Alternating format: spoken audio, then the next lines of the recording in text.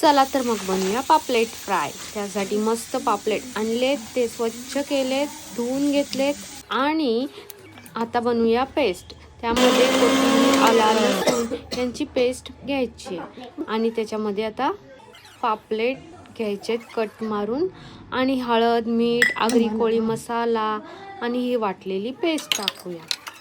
Paste टाकल्यानंतर थोडंसं टाकूया कोकमाचं आगळ।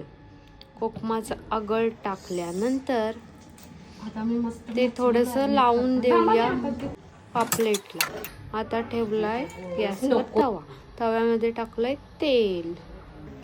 तेल छान गरम झालं की त्यामध्ये रव्यात डीप केलेले पापलेट टाकायचे। पापलेट टाकून झालेले आहेत। आता ते एका बाजूने थोडेसे कुक करूया। कुक केल्यानंतर त्याला छान अशी पलटी मारून घेऊया।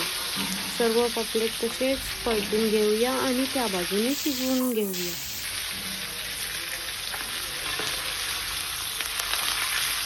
चला तर शिजलेले आहेत आपले पापलेट। चला तर मग या जेवायला। Bye bye.